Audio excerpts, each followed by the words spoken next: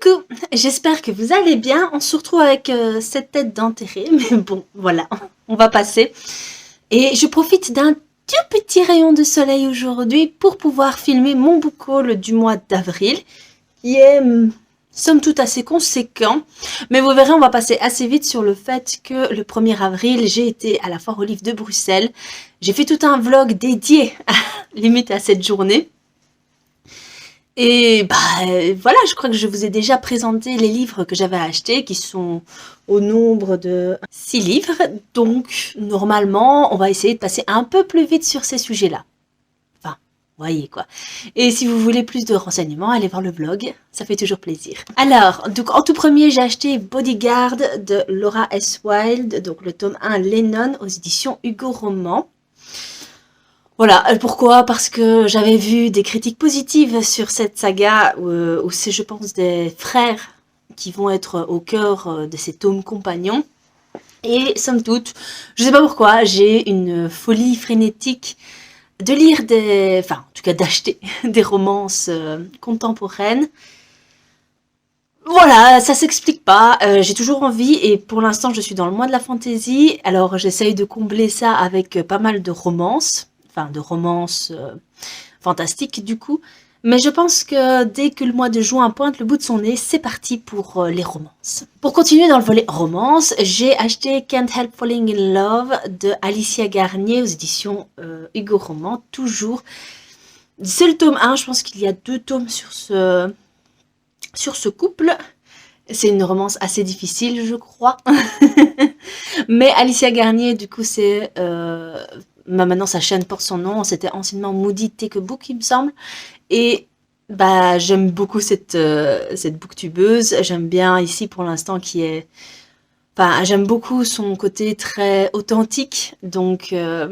je me suis dit, on va tester avec une de ces sagas. J'ai également fait dédicacer et acheter Alunia, le tome 1 de Tiff aux éditions Plume Blanche, qui est super sympa. Elle était à côté de Laetitia Danaé, que j'adore, mais je possède tous ses livres.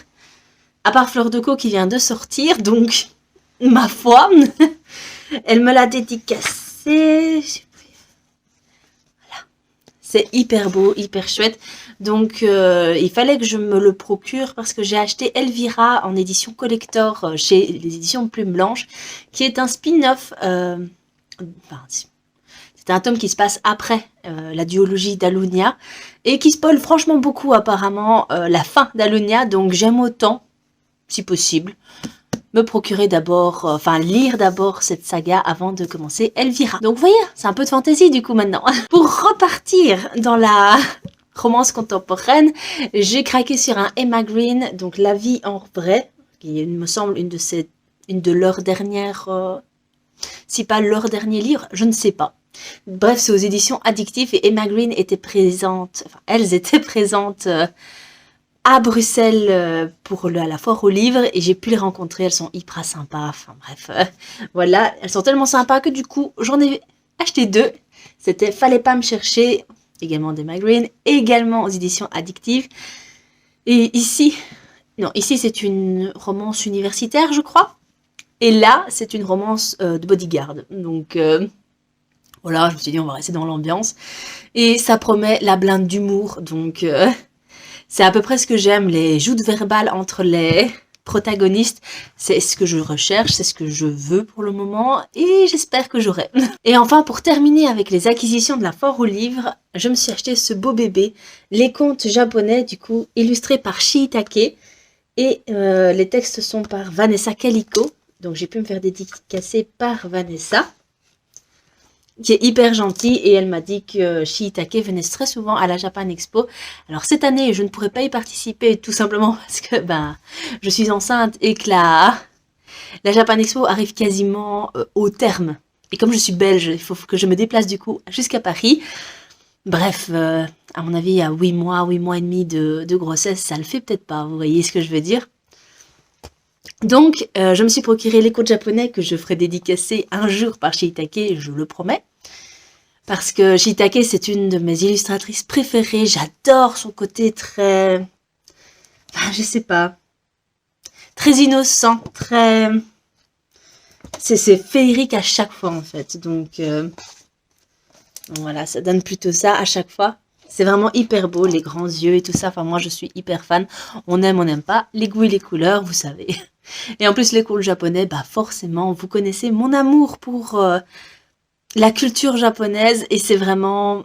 Bah, c'est super chouette à chaque fois de se plonger dans les contes. À chaque fois, on en entend un tout petit peu parler. Mais là, c'est vraiment hyper chouette. Donc, je vais me le réserver. Oh. Je suis désolée pour ma tête, hein, les gars, vraiment, mais je suis éclatée pour le moment. Les nuits sont loin d'être simples et bon, bah, voilà. La vie de parents, la vie tout court, parce que qu'on soit parent ou pas, après tout, il peut se passer des moments dans la vie où on n'est juste pas bien. Donc, ça m'arrive et franchement, j'avais vraiment pas envie de me maquiller, donc juste pour faire la vidéo et vous faire genre que tout va bien. Parfois, ça va pas.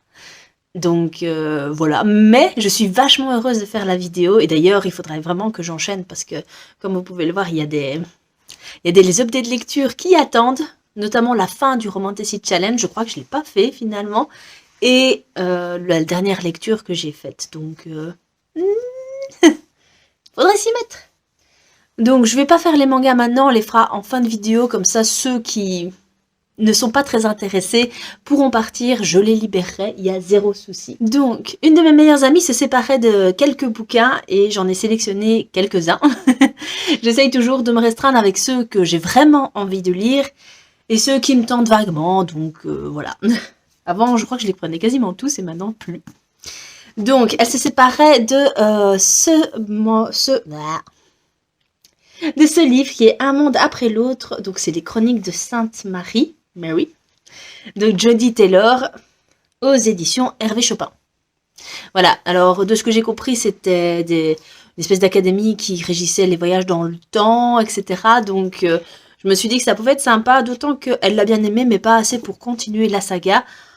Donc, ma foi, je me suis dit, why not? Et ensuite, c'est un classique, classique de la littérature. Il s'agit de la trilogie de la quête des Willan, donc de Pierre Bottero. Ici, c'est chez les éditions Rajo.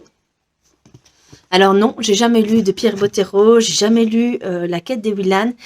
Et j'ai toujours eu envie de la lire. D'ailleurs, je crois que c'est dans ma wishlist. Je sais qu'ils sont sortis en BD il y a pas longtemps, donc je me suis dit pourquoi pas, on va essayer de lire ça. Et si ça me tente bien, si ça me plaît, je pourrais peut-être même les garder pour mes enfants plus tard, quand ils commenceront à lire.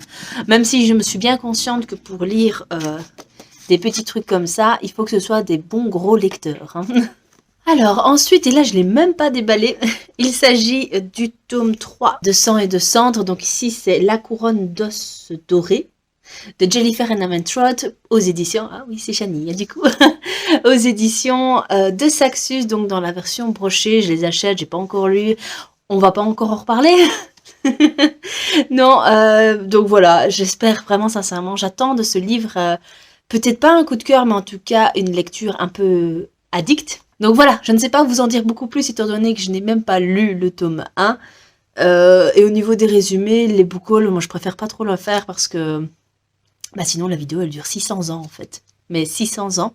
Et on ne s'en sort plus avec tous mes peut-être que c'est ça, peut-être que c'est ça.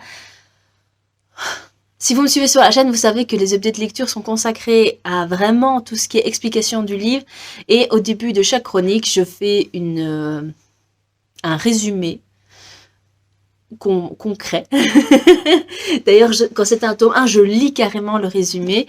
Je vous fais même une petite fiche comme ça qui reprend les sujets principaux du bouquin, mais ça ne se fait peut-être pas pour les tomes suivants. Néanmoins, j'essaie toujours de réexpliquer en large ce qui se passe dans le tome 1. Donc voilà pourquoi, du comment, il n'y a pas de résumé dans les book hauls.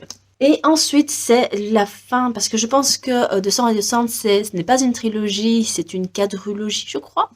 Et ici, c'est bien une trilogie qui se termine, une trilogie que je n'ai pas encore commencée, mais que j'ai du coup. Il s'agit de Gods and Monsters de Shelby Mayerine aux éditions de Saxus. Donc c'est le 3e tome de Serpent and Dove. Voilà. Là aussi, c'est aussi une des sagas que j'ai un peu peur de lire, de peur de vraiment pas aimer, alors que j'en attends quand même pas mal. entre ce couple de chasseurs de sorcières et de sorcières. Vous voyez tout le petit souci de ce couple. Donc j'ai vraiment hâte un petit peu de ce que ça va donner, et pour autant j'ai peur. À mon avis, c'est aussi pour ça que je le sors pas. C'est que j'ai vraiment juste les boules. Voilà. Donc je crois que j'attends un petit peu que soit j'ai vraiment très envie d'une ambiance sorcière, soit vraiment très envie de ce style.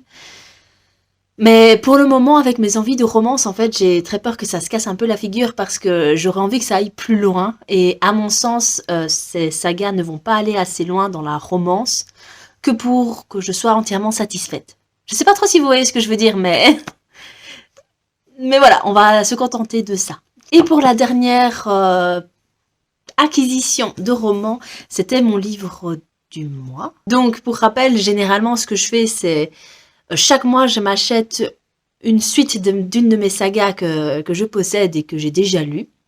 Et également un livre de ma wishlist, un nouveau. Ici, je n'ai pas encore reçu finalement le livre du mois. Le livre qui poursuit mes sagas. Mais ce sera pour le prochain book haul. Et j'ai acheté Mémoire de la forêt de Michael Brun-Arnaud, illustré par Sanoé, aux éditions L'École des loisirs. Alors je pense que pour ceux qui suivent beaucoup le booktube, le bookstagram, etc., vous connaissez ce livre, parce que je pense que c'est celui qui dirige le Renard Café qui a écrit ce livre. Et j'en entends vraiment beaucoup parler. C'est une jeunesse avec un libraire, justement, qui recueille des livres et tout ça, et qui va aider une petite tombe qui a la mémoire défaillante. Donc voilà, ça a l'air hyper chouette. À chaque fois, j'entends des merveilleux avis. On voit vraiment que c'est un jeunesse, c'est pas écrit hyper petit. Donc, à mon avis, ça devrait être cool. Franchement, il y a des petites illustrations, ça a l'air juste mignon, et qui en apprend beaucoup sur la vie, sur peut-être Alzheimer également. Ah, voilà, j'ai envie de me mettre, à mon avis, au chaud, peut-être en automne, avec cette lecture. Voilà. Donc ça, c'était toutes mes acquisitions de romans. Si vous voulez partir, je vous en voudrais pas, bien évidemment. Chacun ses goûts, ses couleurs. Moi, j'adore les mangas, les BD. Mais si vous, c'est pas votre trip, bien, la suite va peut-être pas vous intéresser forcément. Si c'est le cas, eh bien, allez-y, je vous en prie. On se retrouve la prochaine fois. Bisous. Et pour les autres, il y a tout d'abord Brocéliande. Donc c'est Forêt du petit peuple, le tome 1, La fontaine de Barenton, de Pérou, Benoît et Jacques Moire, donc aux éditions Soleil. Je l'ai présenté dans le mois de la fantaisie, justement. Voilà, je me suis dit qu'un petit tome, en plus, ce serait vraiment aussitôt acheté, aussitôt lu, n'est-ce pas? Donc j'ai vraiment très envie de regarder un petit peu ce que ça donne. J'aime bien un peu tout ce qui est côté celtique et tout ça. Je me demande ce que ça va donner, parce que on connaît certaines légendes, évidemment, ça fait partie du folklore, mais jusqu'où? Donc voilà, j'ai vraiment envie. Ensuite, comme un petit peu le principe de chaque mois on s'achète des livres, et bien chaque mois on s'achète avec mon mari une suite de mangas que nous n'avons pas encore. Donc, et ici, il s'agissait de Takane et Hana, le tome 8 de Yuki Shiwasu aux éditions Kazé dans la collection Shoujo. Donc Takane et Hana, j'adore, je kiffe, je trouve ça hyper drôle, hyper chouette, avec des problématiques qui parfois sont fortes ou non, peu importe. C'est somme toute assez cool à lire, même si je trouve que pour l'instant ça commence à traîner un petit peu, même si on sent que l'autrice essaye de se renouveler. Voilà, je suis un peu mitigée pour le moment. C'est pour ça que j'ai laissé beaucoup de temps entre le 7 et ici le 8. C'est que je m'en souviens, donc c'est pas que j'ai perdu l'intérêt, c'est juste qu'il me fallait prendre un peu mes distances avec cette saga. C'est un peu le même problème avec les shoujo, c'est que à force de les lire tout le temps, enfin, l'un à la suite de l'autre, je perds l'intérêt et ça commence à tourner en boucle, en fait. Donc, mais c'est à peu près partout, hein, soit dit en passant, les romances de base, ça va être la même chose. Si on regarde une série romance, si on se binge-watch 12 12 épisodes, on se rend compte qu'il y a des allées et venues qui auraient pu être évitées. Donc voilà, on va lire ce Takaneana avec un grand plaisir, ça je vous le garantis. Alors, enfin, enfin j'attendais la suite de cette saga, enfin la suite que je m'achète, cette suite-là, c'est que dans l'hypermarché où je vais, il y avait également des promos, avec style X manga acheté, un offert ou un truc du style, je ne sais plus. Et j'en ai profité pour acheter le tome 3 et le tome 4 de Moriarty, donc c'est après l'œuvre forcément de Sir Conan Doyle. Et c'est écrit par Ryosuke je suis désolée pour la prononciation.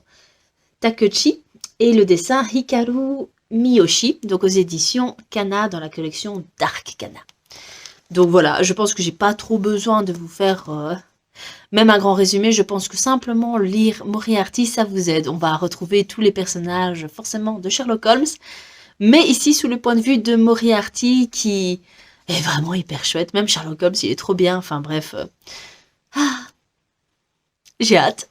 Et là ensuite on s'est fait tout un trip avec Bazar du manga. Donc je sais pas si vous connaissez, j'en ai déjà parlé un petit peu dans les vidéos, mais du coup c'est une boutique en ligne. Je pense qu'ils ont maintenant une boutique physique, mais près de Paris ou un truc du style, je ne sais plus. Et donc c'est une boutique en ligne qui est d'occasion de manga, qui peut vendre par lot, donc par saga, ou alors par unité. Alors nous on est plus friands par unité forcément, vu qu'on cherche beaucoup à compléter nos sagas. Et c'est ce qu'on a fait, parce qu'on avait un code promo, et... non, c'est pas un code promo. On cherchait depuis longtemps justement un tome 4, le tome 4 sur 4 d'ailleurs, d'une vieille saga de mon mari, et justement on a reçu une alerte comme quoi il était en vente, donc on a fait une idée, on l'a chopé, et pour 50 € d'achat, ça arrivait vite, je vous l'assure.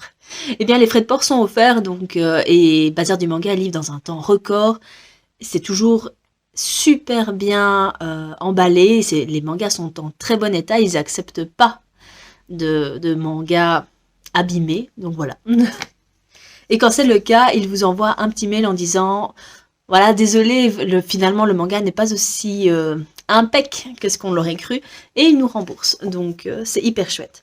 Donc ici on a commencé avec le tome 1, c'est Don't Be Shy de Aki Yukura, et c'est pas juste Don't Be Shy, c'est Karasugaoka Don't Be Shy.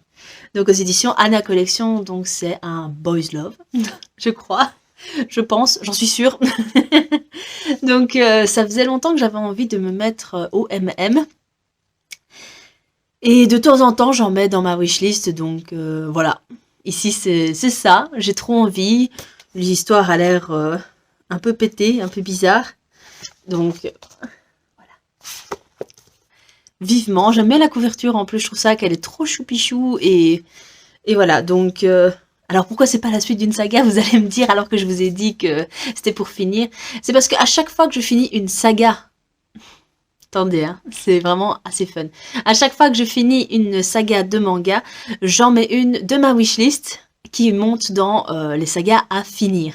Comme ça, je peux tranquillement m'y mettre sans souci. Alors... ensuite, s'en vient les tomes 2 et 3 de Let's Get Married de Izumi Miyazono aux éditions Kazé dans la collection Shoujo. Voilà. J'avais lu le tome 1, j'avais bien aimé. Les dessins, c'est pas ce qui m'intrigue le plus. Je suis pas hyper fan, mais bon, ça c'est mon avis. Mais j'ai bien aimé le fait que l'intrigue se passait... en fait, je lisais beaucoup à cette époque-là de mangas qui se passaient au lycée... parfois peut-être un peu à l'université, pourquoi pas. Mais ici, c'est dans le monde du travail, avec un... je sais pas comment expliquer, c'est plutôt un rectangle amoureux entre une dame qui veut des enfants, qui veut être mère au foyer, et qui tombe amoureuse d'un gars qui veut ne pas avoir d'enfants, enfin, il veut pas se marier, il veut pas des enfants, il veut juste boulotter. Et un autre couple avec un monsieur qui veut des enfants et qui veut se marier, mais qui est in love d'une meuf qui veut juste pas d'enfants et qui veut travailler. Donc ça va l'air pas mal, comme quoi parfois c'est pas très bien assorti, mais on va voir un petit peu la suite de comment tout ça va se mettre dedans. Ensuite, on a les tomes 12, 13, 14 de Ergir de Ogret, ouais, aux éditions Pika dans la collection Shonen. Donc, erguir, je sais pas trop comment vous décrire ça, parce que tellement je comprends pas parfois pourquoi je continue. Parce que c'est pas que j'aime vraiment foncièrement cette saga, c'est juste simplement que j'avais acheté cette saga pour mon mari, qui finalement il n'a pas aimé, que j'ai reprise. Et il y a certains aspects que j'aime beaucoup, comme juste la bonne ambiance, le fait que ce soit sans prise de tête et parfois que les solutions tombent un peu comme un cheveu dans la soupe. Mais j'aime bien ça, c'est déconné, c'est juste une bouffée d'air frais pour moi. Juste, je me pose, je lis ça, et en final, ça va hyper vite, malgré qu'ils ont quand même leur petite épaisseur. Donc voilà, maintenant, ce que j'aime pas parfois, c'est l'humour qui est vraiment très beauf. Franchement, voilà. Donc il faut trouver le bon timing hein, pour le lire, pour pas être dégoûté. Donc voilà. Mais c'est une vieille saga qui comporte vraiment beaucoup de tomes. Donc petit à petit, on y arrive. Comme vous voyez, 14, je crois que là, du coup, j'en arrive à la moitié. Et enfin, c'est le tome 12 de Codebreaker de Akimine Kamijio. Voilà. Aux éditions Pika, toujours dans la collection Shonen. Codebreaker, je me souviens, c'est un des rares que je me suis enfilé, littéralement. J'avais lu le tome 1, j'avais bien aimé, pas fan des dessins, je ne suis toujours pas d'ailleurs. Et puis après, j'ai lu les tomes suivants jusqu'au tome 10. Et ça a été quasiment un coup de cœur en fait, parce que l'histoire est franchement hyper géniale. Je trouvais que la mythologie, enfin le background de cette saga était vraiment hyper chouette, hyper chou, hyper waouh, avec beaucoup d'humour, des personnages hauts en couleur qui arrivent au fur et à mesure de l'histoire. Et j'étais vraiment contente parce que le tome 10 se terminait, enfin un arc se terminait à peu près, donc je me disais ça sonne bien. J'ai déjà le 11 du coup dans ma palle et je suis trop contente que le 12 arrive aussi. Parce que ça aussi c'est une vieille saga qui a également énormément de tomes, plus de 20 tomes. Donc doucement mais sûrement on acquiert la suite. Voilà, c'est tout. J'espère que ce book haul vous a plu, j'espère que vous avez fait de bonnes acquisitions au mois d'avril et que si vous n'en avez pas fait, que c'était de votre fait et que vous n'en avez pas l'utilité ni le besoin. Même si je n'en ai pas l'utilité ni le besoin, soit dit en passant. Hein, je suis actuellement... Enfin, vous voyez quoi. Vous le savez. Je dois lire beaucoup de livres. Et j'ai envie de lire beaucoup de livres. C'est ma vie. Donc voilà, j'espère que ça vous a plu. Si c'est le cas, n'hésitez pas à mettre un pouce en l'air dans la sur la vidéo, à commenter également. Vous pouvez me dire n'importe quoi, vraiment, à part peut-être n'importe quoi. Dites-moi simplement ce que vous avez acheté au mois d'avril, si ce que vous avez lu il n'y a pas longtemps, bref, il y a de quoi faire. Parlons de livres. En attendant, je vous souhaite une excellente journée et il ne me reste plus qu'à vous dire bisous.